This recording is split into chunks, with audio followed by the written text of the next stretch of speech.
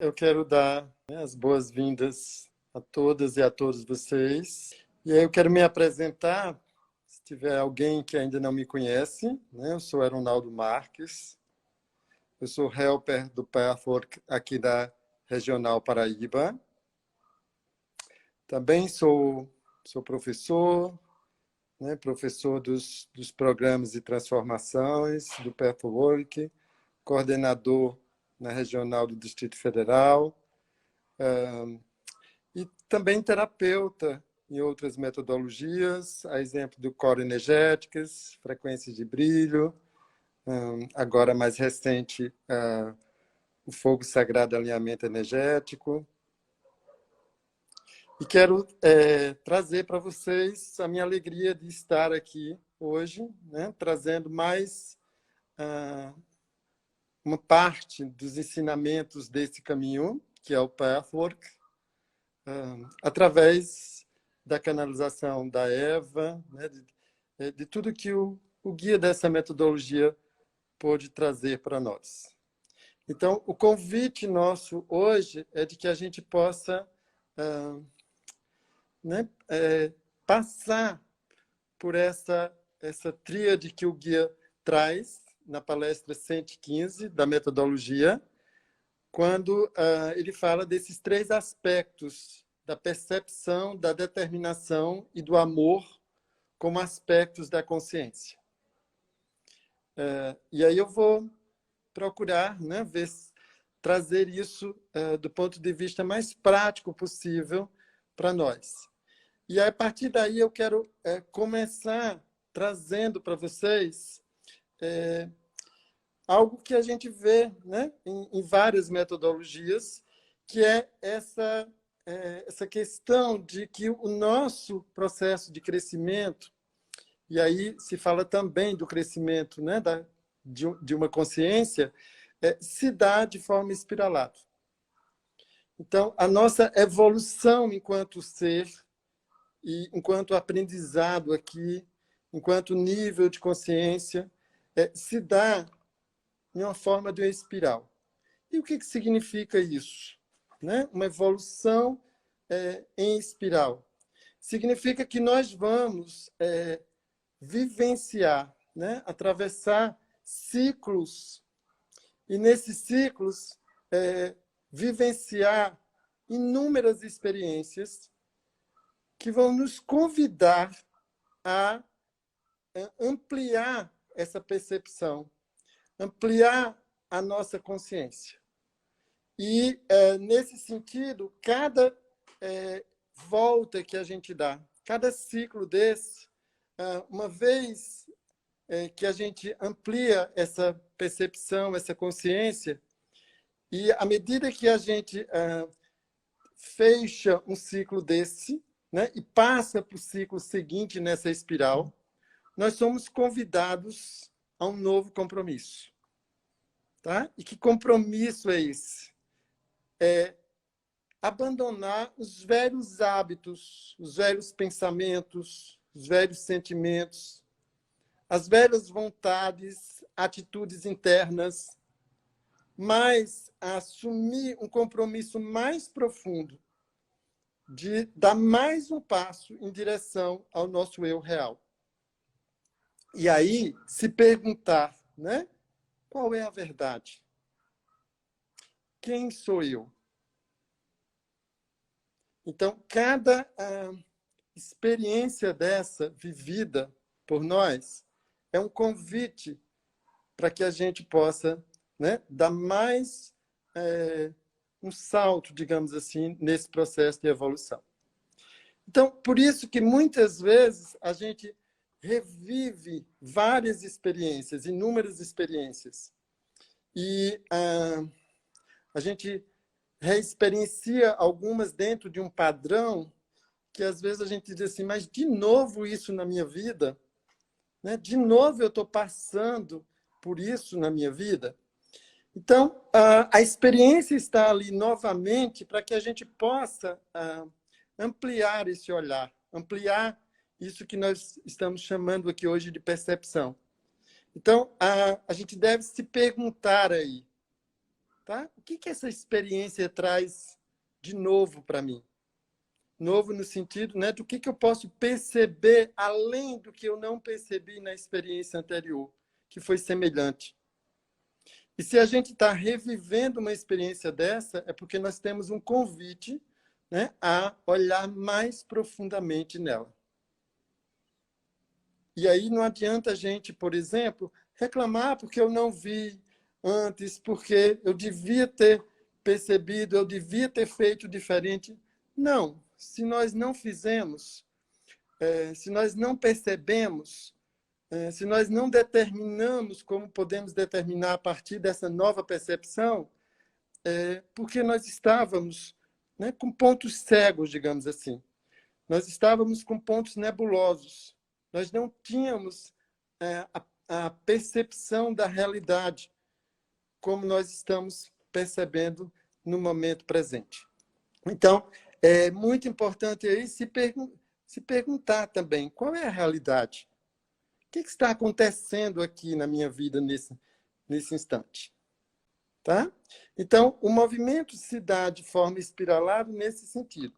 Se a gente não se abre para isso que eu estou chamando, né, do novo compromisso, no sentido de querer olhar de forma mais profunda e querer abrir mão e soltar velhos hábitos de pensamentos, de crenças, de imagens, o que acontece? Nós vamos ficar vivendo a experiência em círculos, né?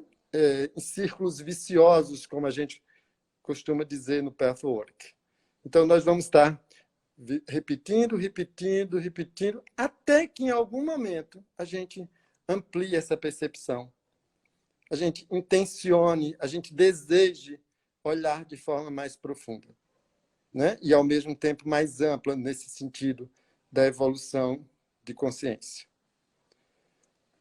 Então, quanto mais consciência e avaliação adequada a gente vai fazer dos aspectos distorcidos ali na experiência, mais amplo, melhor vai ser a assimilação do quadro verdadeiro que vai se apresentar para nós. Tá? E mais profundo a gente vai podendo mergulhar em direção ao nosso eu real. Né? A gente vai podendo mergulhar de forma mais profunda nos níveis da nossa personalidade. Então, a nossa vida, e o guia traz isso, né? Onde tem vida, tem movimento. E onde tem movimento, tem crescimento. Logo, né? A vida é consciência.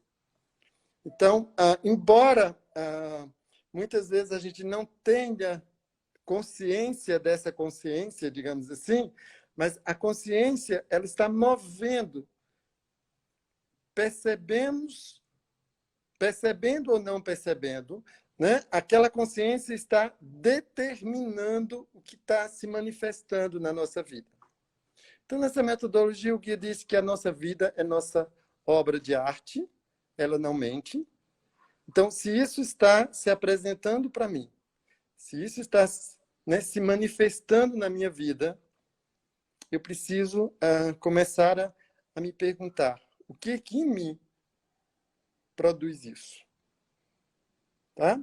Que crenças, que imagens, que concepções equivocadas, errôneas eu tenho que produz isso em mim. Tá? E aí, isso pode ser algo que se apresenta de forma agradável, prazerosa para a gente, ou de forma distorcida, né? De forma desarmoniosa, tensa, conflituosa. Então, nossa vida é uma organização, né? E essa organização ela é interna. Por isso, no trabalho do Pathwork e de várias outras metodologias, né, que trabalham nesse nível de profundidade, a gente percebe isso e a gente começa a tomar consciência de que o movimento é de dentro para fora. Tá? Ou seja, enquanto ser humano, nós não temos todos os aspectos, digamos assim, dessa organização interna funcionando de forma adequada, né? De forma organizada. se isso existisse, né, em todos nós seres humanos, ótimo, nós viveríamos em perfeita harmonia.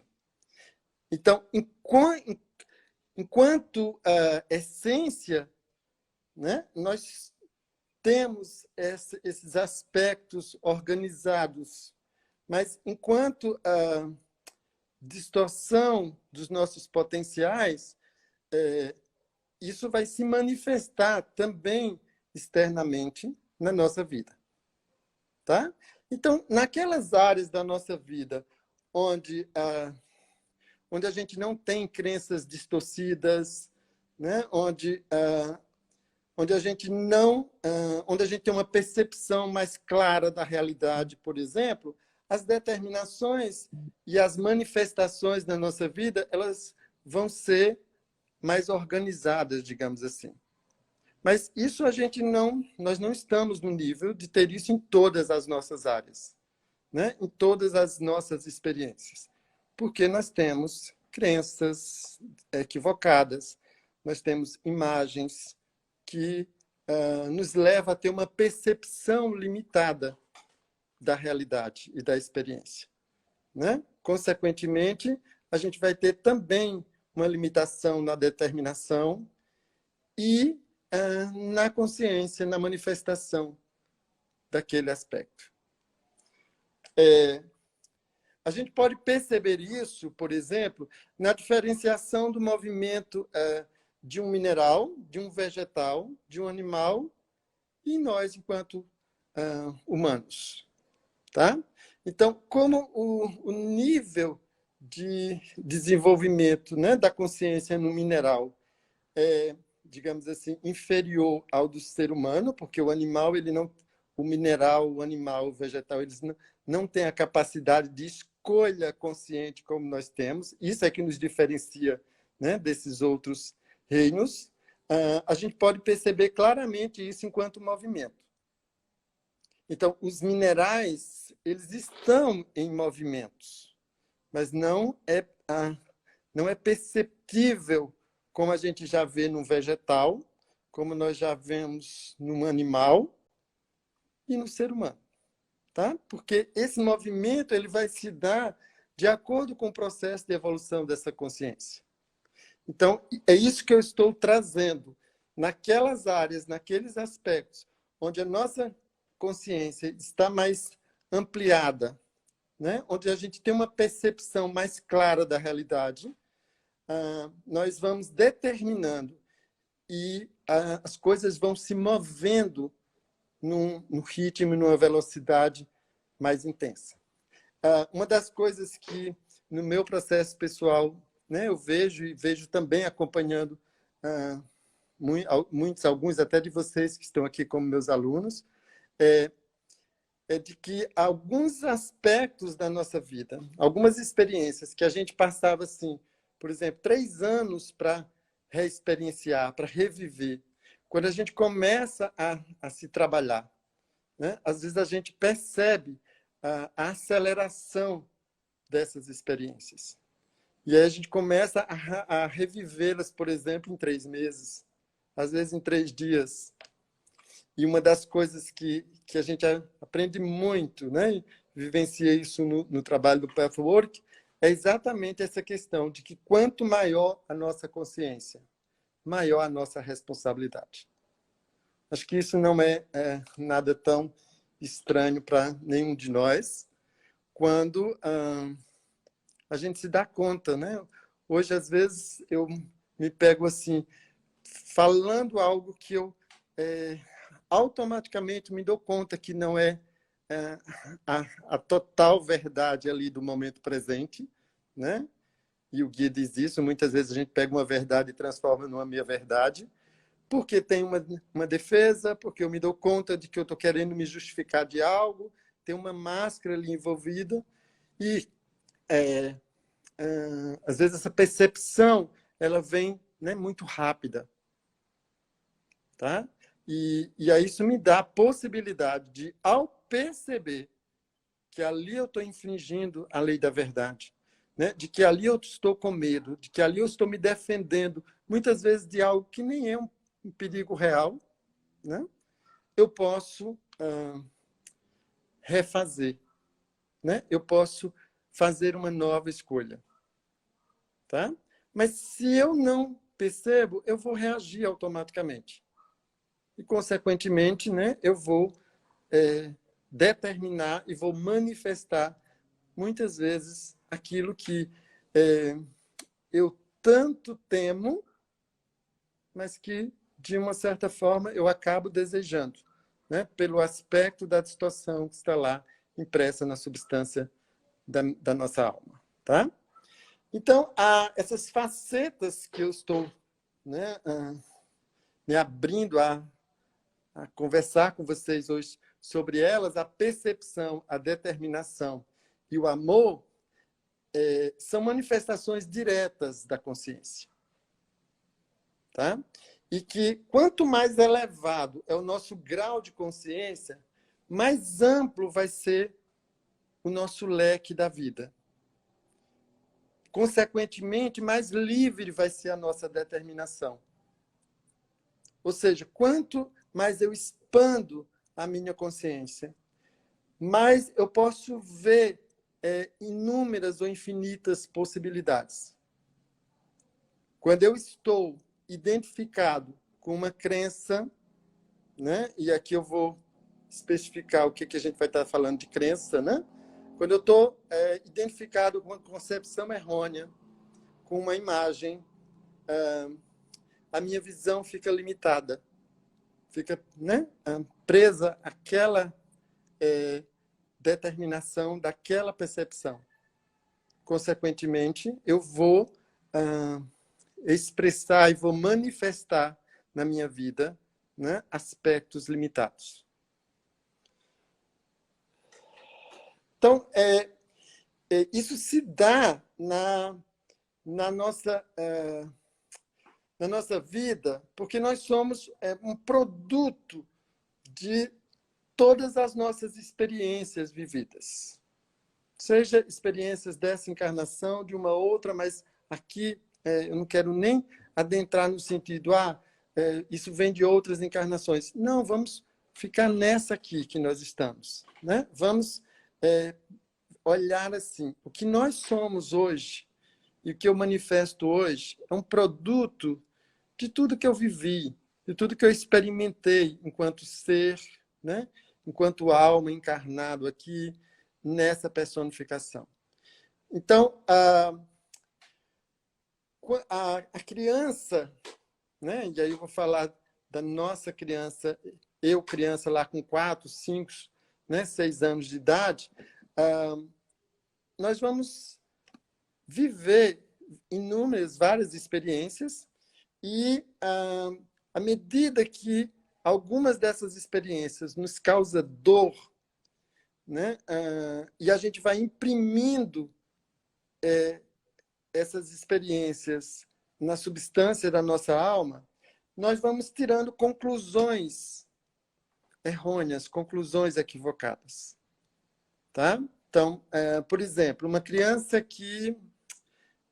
e aí, nesse instante, a interação com os pais, ou com quem assumiu esse lugar na nossa infância, é extremamente importante, né?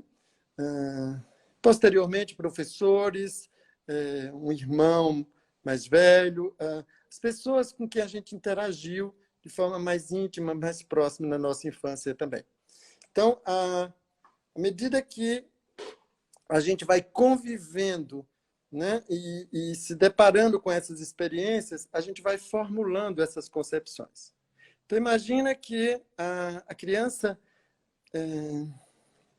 conviveu lá, por exemplo, com um pai ou com uma mãe, e aqui eu não quero trazer, né, nenhum julgamento, mas com atitudes mais agressivas, que tinha uma estratégia, né, de defesa, e onde atua a partir de uma corrente de força, né, de um comportamento mais agressivo. E aí a criança vai formulando uma impressão generalizada. Tá? Então, ela não vai, nesse primeiro momento da infância, né, ela não vai podendo discernir, dizer assim, meu pai, por exemplo, foi violento naquele dia porque eu cometi determinada atitude, ou porque ele estava com raiva, ou porque ele chegou embriagado. Não, ela começa a generalizar. E aí, quando eu digo ela, é cada um de nós nas nossas experiências, né? Então, a criança começa a generalizar. Por exemplo, os homens são violentos. Se foi uma experiência com a mãe, ela pode começar a generalizar, né? As mulheres são violentas. Consequentemente, isso vai, a partir dessas concepções errôneas, imprimindo, né, essa imagem na substância da alma e vai fazendo com que aquela conclusão generalizada vá nos levando a ter percepções falhas. Falhas no sentido de que, ao ser generalizada, né, todas as outras experiências semelhantes, e aí, nessa hora, basta a gente olhar e num outro, por exemplo, num outro masculino, e ver um olhar semelhante ao que a gente via lá no pai, para tirar uma conclusão, né, de que aquele homem está com uma intenção agressiva. Então, essa percepção falha vai fazendo com que a gente tenha reações automáticas, como se todas as outras experiências fossem igual àquela lá no passado. E a gente pode ir se dando conta disso, né, trazendo a percepção para o nosso corpo. Então, experimenta agora, né, respirar e perguntar: o que está acontecendo aqui agora no meu corpo, enquanto eu escuto essas palavras?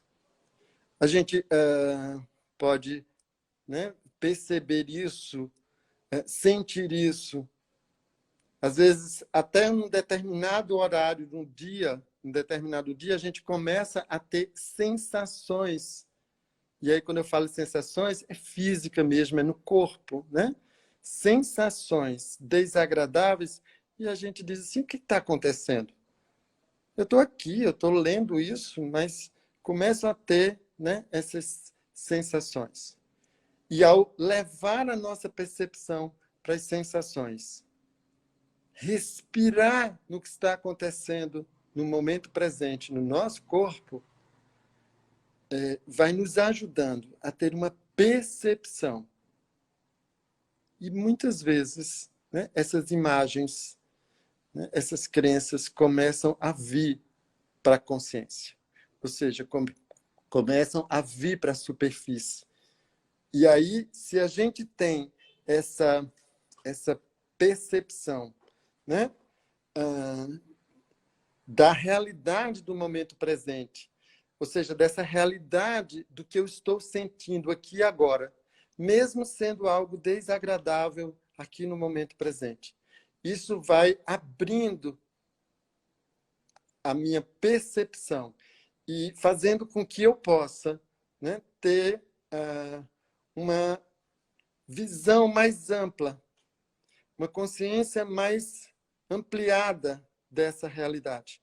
Consequentemente, eu vou podendo questionar e até educar essas conclusões equivocadas. Uma das coisas que a gente pode exercitar é perguntar: qual é mesmo a verdade aqui e agora? E respira e leva a atenção para o corpo e percebe a sensação.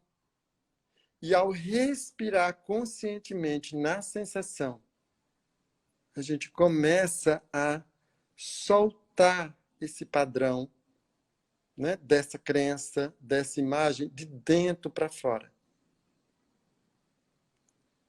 É assim que a gente vai podendo fazer, digamos assim, o processo, né, de dentro para fora. É assim que a gente vai podendo alterar padrões distorcidos na nossa vida. E experimentar o que eu falei no início, né? Esse processo de evolução espiralado. Só que nem sempre a gente faz isso. Muitas vezes, sabendo, né? A gente vai, muitas vezes, querendo fazer essa mudança de fora para dentro. A gente vai querendo, né, forçar, e aí entra as correntes de força, vai querendo forçar o outro, a vida, o mundo, a fazer como nós gostaríamos que fosse, para que a gente não experimentasse aquilo que é desagradável. Tá? Então, nesse momento, é necessário a gente conscientizar essa interpretação equivocada. Entender por quê e de que maneira ela é errada. Então, a gente pode perguntar qual é a verdade. E aí pode ser que a resposta em determinados momentos seja algo, né, que vem da crença, por exemplo, de que os homens são violentos. E aí eu posso perguntar, essa é toda a verdade? Foi sempre assim? Todos os homens agiram de forma violenta comigo? E observe que a gente vai fazendo perguntas onde aquela concepção equivocada, porque era generalizada, começa a ser questionada. Tá? E aí a crença começa a ser questionada. Embora a mudança do padrão, né, ele vá ocorrendo de dentro para fora. E aí é como eu estou trazendo para vocês. O exercício de respirar, de levar a atenção até as sensações do corpo, até onde a gente sente, né, e percebe, porque nem sempre a gente tem consciência da crença e da imagem. Mas às vezes a gente sente a sensação. Tá? Então, essas velhas imagens, como eu falei, vai levar a gente a ter essas percepções falhas, a ter essas reações automáticas, como se a nova experiência fosse igual àquela experiência original. Dessa forma, a gente vai ter uma visão, né, por um ângulo limitado, unilateral, né, sempre daquela forma, e, como eu falei, vai generalizar isso para todas as ocasiões. Quando, na verdade, cada experiência é um convite, como eu falei no início, né, para esse novo compromisso. Ou seja, o compromisso de querer ver de forma mais profunda, querer ver de forma mais ampla, poder, né, olhar para inúmeras possibilidades. Mas isso só vai sendo possível à medida que a gente vai tomando consciência das nossas concepções equivocadas, tomando consciência das nossas distorções. É por isso que uma das coisas que me encanta no trabalho do Paffer, né, e, tem um dos livros que o tema é esse, que é Não Temas o Mal. Ou seja, aquilo que a mente do ego está vendo como um mal. Eu costumo dizer que é um presente precioso para que a gente dê mais um passo, para que a gente aprenda algo a mais, né, sobre nós mesmos e, consequentemente, sobre a humanidade e sobre esse universo que somos nós. Tá? Então, dessa forma, observe, a percepção, a forma como a gente percebe, né, vai fazer com que a gente tenha uma determinação. E é isso que vai nos levar para o que a gente está, para o que Guia chama aqui de amor. Tá? Então, veja que o pré-requisito do amor é o autoconhecimento. Tá? Autoconhecimento é o pré-requisito do amor.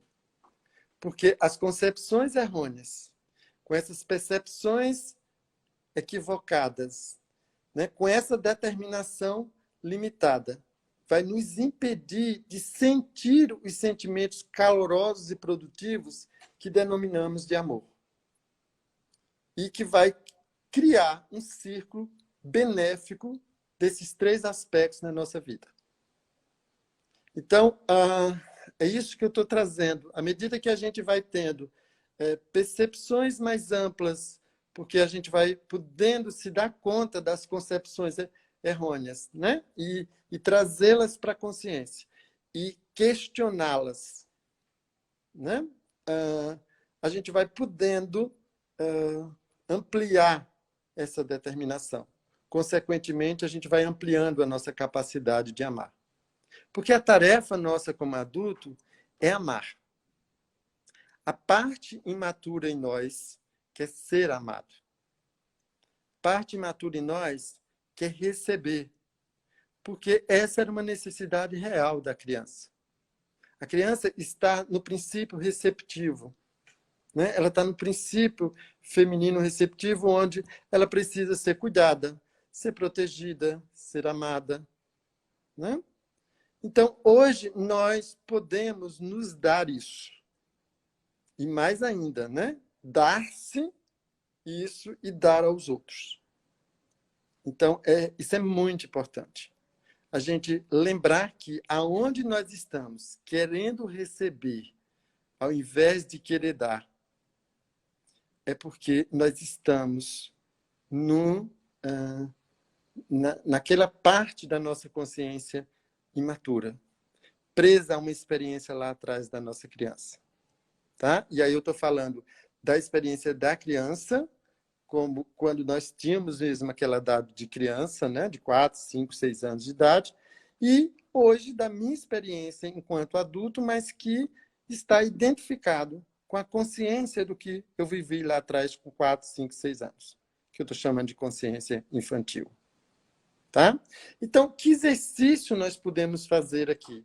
É ver como nossas concepções errôneas, né, como essas imagens limitam a nossa percepção e a nossa determinação e, logo, a nossa capacidade de amar. E aí, para isso, nós temos instrumentos da metodologia. A revisão diária. Né? Se a gente pega lá o nosso caderno diariamente, anota aqueles principais acontecimentos, sobretudo aqueles acontecimentos que nos causaram determinado desconforto, né? Desarmonia. E aí aqui eu não estou dizendo que tem que ser uma coisa, né? Bem tensa, uma grande crise. Não. Algo, às vezes, que a pessoa disse uma palavra e gerou um incômodo em mim. Mesmo quando, às vezes, meu racional diz assim, mas que besteira, só por isso. Isso é a mente tentando desqualificar a experiência da sensação e dos sentimentos. Leva a sua percepção. Usa a sua mente para perceber o que você está sentindo. E valida isso como a verdade do momento presente. Né? E possa olhar. Eu lembro de uma experiência onde, um determinado dia, assim, na madrugada, eu muito incomodado com uma circunstância, e aí eu terminei indo, né, para o mar, e lá eu tive esse insight de dizer assim, peraí, isso é desproporcional para o que eu estou vivendo. Então, a partir do lugar do meu adulto, né, e exercitando o meu observador, eu pude perceber isso. Isso é desproporcional para o que eu estou vivendo na realidade. Qual é a realidade aqui agora? O que está acontecendo na minha vida? E aí, ao me dar conta de que era desproporcional para o que eu estava vivendo na realidade, eu me dei conta que era proporcional ao sentimento do que o meu menino, com 5, 6 anos de idade, vivenciava na minha história. E aí eu pude, né, dizer assim, ok, então aqui eu posso trabalhar com isso. Porque se o menino de 5, 6 anos deu conta e não morreu, e o adulto está falando aqui para vocês, então o adulto também não vai morrer. Né? Eu posso atravessar isso. Embora quando eu esteja dizendo eu posso atravessar isso, eu estou dizendo que pode ser doloroso. E é, muitas vezes, doloroso. E somente a gente se dando conta, né, de que é doloroso e se permitindo sentir, inclusive a dor real aí, é que a gente pode e alterando, né, essas concepções equivocadas, essa percepção e essa determinação limitada. Então, aqui eu trouxe, né, para vocês essa importância do material mal interpretado do nosso passado. Né? Trouxe também como os pais, como os professores, como essas pessoas próximas nossas, né, enquanto criança, exerceram papéis importantes aí. E a nossa tarefa hoje como adulto não é ficar julgando nem condenando-os, mas se perguntar, né, o que eu preciso aprender com isso? O que esses pais, o que esses professores, esses irmãos, né, esses avós, as pessoas com quem eu interagi, despertaram em mim? Quais são os potenciais que há aqui em mim e que muitas vezes são distorcidos por causa dessas percepções equivocadas? E trabalhando com todo esse material investigativo, vamos dizer assim, tá? Então, avaliar esses sentimentos na infância em relação aos nossos pais. E aí aqui é importante avaliar em relação a pai e a mãe. Geralmente, o que as nossas crianças tenderam a fazer, ou fizeram, às vezes, endeusava um, né, e condenava o outro. Via só as qualidades em um e via os defeitos no outro. E aí, quando eu estou dizendo isso, emocionalmente a gente experimenta, às vezes, assim. E dessa forma, a gente acaba nem vendo o pai como um humano que tem qualidades e defeitos, nem a mãe como uma humana que tem qualidades e defeitos, e que essa é a nossa realidade, essa é a nossa humanidade.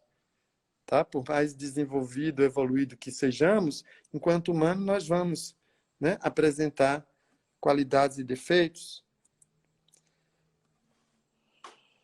Então, nesse sentido, a percepção de como estamos presos a essas reações iniciais, ou seja, esses insights sobre o meu eu, vai elevar a nossa consciência. E aí vai eliminando as nossas limitações. Porque a nossa essência, né, ela é de abundância. É ilimitada, causa sofrimento. E muitas vezes a gente busca compensar essa falta, né? Busca essa segurança de forma distorcida, buscando ela de fora para dentro, buscando preencher essa segurança, muitas vezes em coisas materiais, né? Em questões financeiras, e a gente às vezes até consegue, né? Aquela parte, aquela meta do financeiro que a gente planejou, mas muitas vezes sentimos essa sensação ainda de falta. Porque a única maneira realista de enfrentar essa insegurança, né, primeiro, começar a admiti-la. Começar a aceitá-la, que ela está aqui como uma verdade de sentimento, de sensação aqui no meu corpo, e buscar essas respostas interior. Aí, para isso, eu quero citar aqui um outro instrumento da metodologia muito importante, que é a meditação. E aí, põe isso, né? Leva para dentro, medita, sente, e com isso a gente vai conseguindo, né, essa compreensão e esse preenchimento, digamos assim, dessa falta de dentro para fora. Porque existe uma relação entre a segurança interior e o amor. A base do amor, e aí eu estou falando desse amor saudável, né? Não aquela forma distorcida de amor que vem da parte imatura nossa, né? Que quer, muitas vezes, confundir amor com submissão, o outro me ama se fizer tudo como eu quero. Né? Então, a base desse amor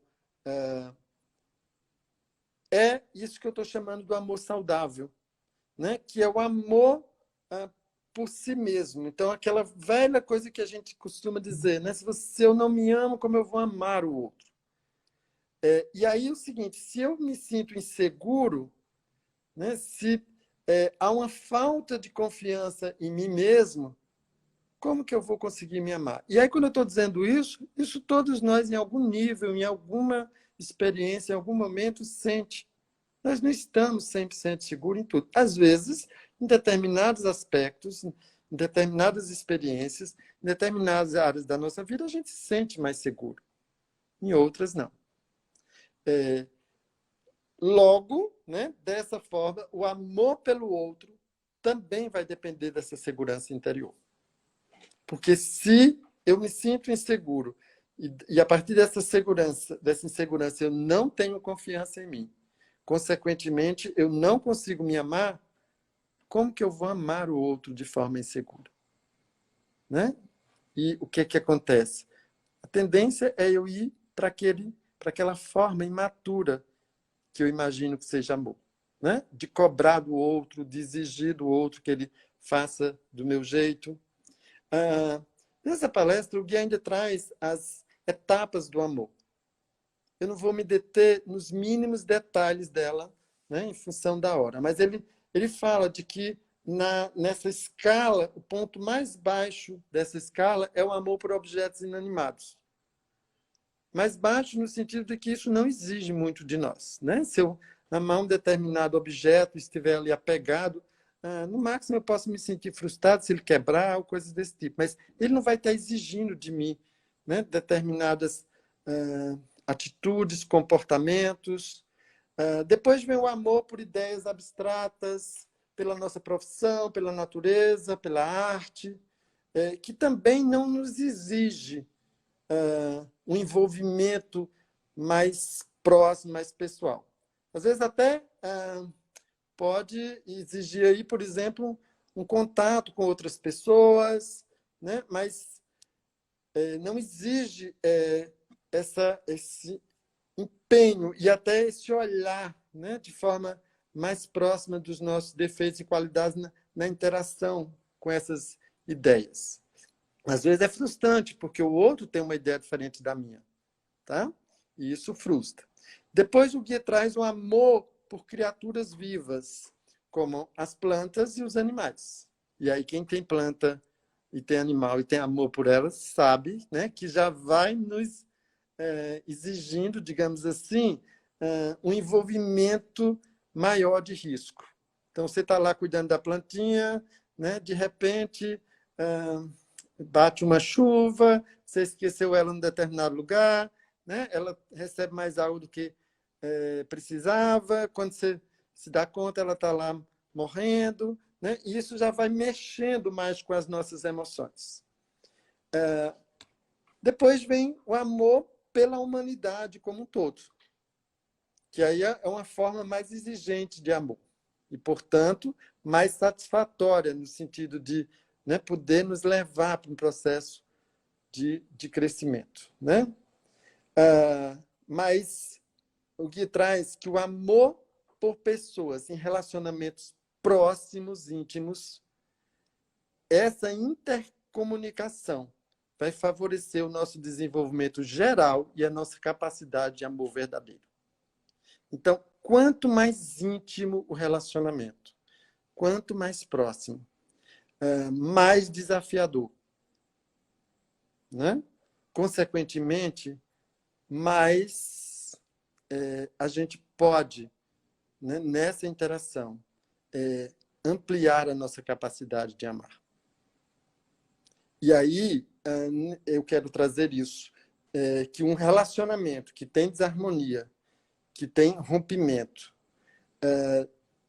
a medida do nosso processo de crescimento não pode se dar por essa harmonia externa. Tá?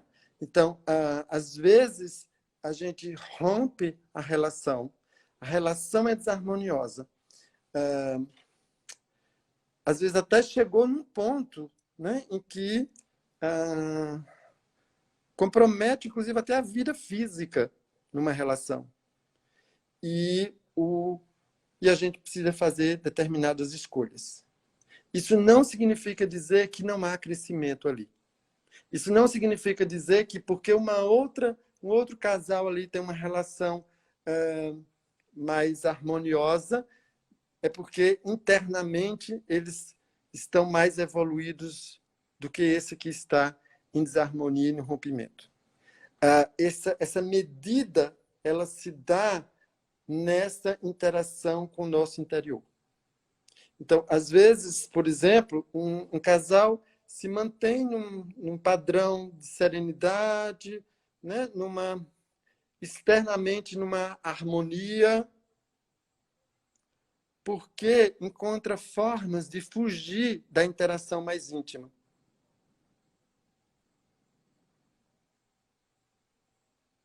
E nessa experiência da pandemia agora, a gente viu muito isso. Né? Casais que viviam muito distantes, às vezes se encontravam só praticamente à noite, e que passaram a conviver juntos dentro de casa e que alguns aspectos começaram a vir para a superfície.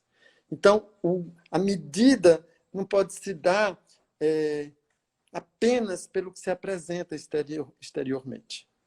Tá? Às vezes, exteriormente, apresenta uma grande desarmonia, e se tem a desarmonia externa, é porque tem aspectos nossos, né, a serem arrumados, digamos assim, internamente, né, a serem integrados, porque o outro na relação é o nosso espelho, é a nossa cartografia do lado de fora, né? Ele está mostrando aspectos da nossa luz, mas aspectos também da nossa sombra. Então, aqui a gente precisa se perguntar, será que eu estou temendo um relacionamento mais íntimo, com medo de fazer contato com aspectos do meu próprio eu, que o outro está me mostrando?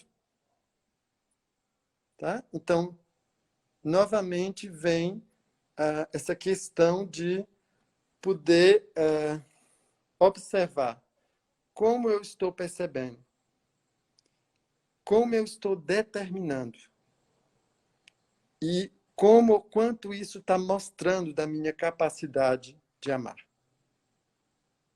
Tá? Então, o Gui diz que o único meio de chegar mais perto de uma experiência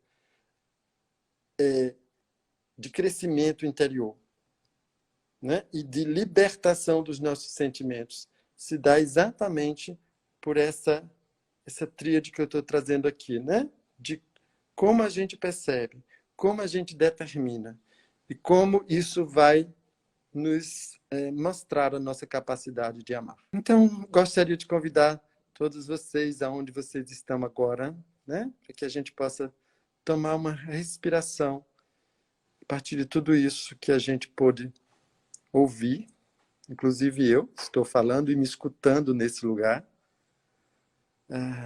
Agradecer a participação de cada um de vocês, agradecer a regional, a qual eu faço parte, por esse convite. Aqui a Ana, que está aí me dando o suporte também, Ana, meu agradecimento a você, e que possamos refletir, né, sobre isso que foi partilhado a partir dos ensinamentos dessa metodologia. Então, a cada um de vocês, meu abraço, a minha gratidão. Então, tome uma respiração, observe seu coração nesse instante. Vamos fechar com esse exercício da percepção do que se apresenta aqui e agora para cada um de nós. Então, perceba qual é a verdade e a realidade deste momento para você. Meu muito obrigado.